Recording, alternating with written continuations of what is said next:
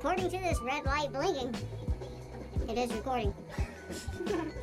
So, now that I know it's recording, I'm going to go ahead and mix up my acrylic paint, some Floetrol, and a few drops of silicone oil. And to top it off, I mixed in some clear resin to make the colors really pop with a vibrant gloss. Next, I mixed up some latex paint to use as the base layer, also known as pillow paint, to allow the other colors to flow right over and through it. Apologies for the mess. Not easy to keep a clean work area. Now I'm ready to fill my cup with paint, and the method I'm doing here is called a dirty pour. Now, there's a ton of other great methods out there as well. I like to really mix my colors up in the cup sometimes, depending on the style I'm going for. And to make it look like marble, that's kind of what I figured I have to do.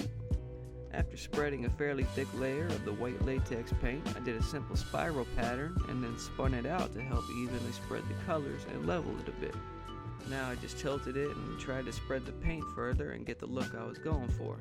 You never really know just how it's going to turn out, so it can take a lot of playing around to get a decent outcome, though practice and proper paint mixing certainly makes a big difference. And though this is a different piece, I did the same thing, and after I was satisfied, I put it on a makeshift little drying rack, and with my mini heater inside, let it dry overnight and kept it level so the paint doesn't drip off any further.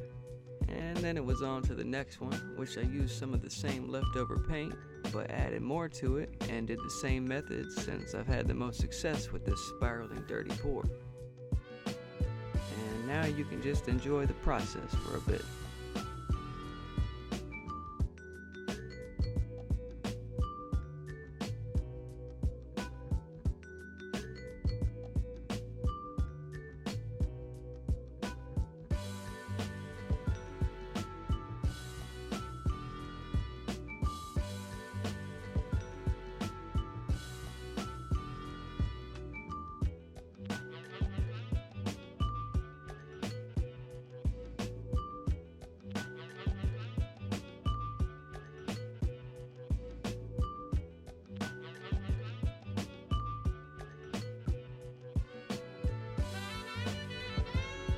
Though I completed 5 clocks total for this video, I lost the clip for the black one somehow. So this is the last one, and I did a slightly different way using the flip cup method, which is kind of self-explanatory.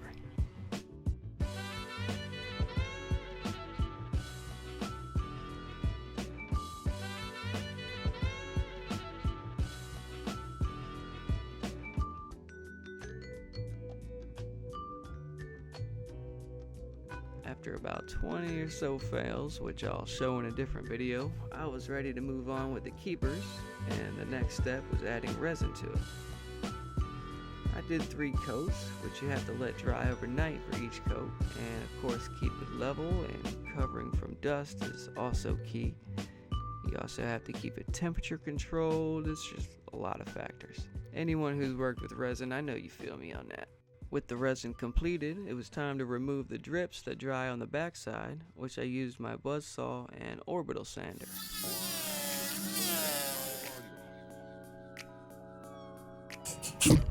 Ooh, shit, hello, nice save. Cat-like reflexes.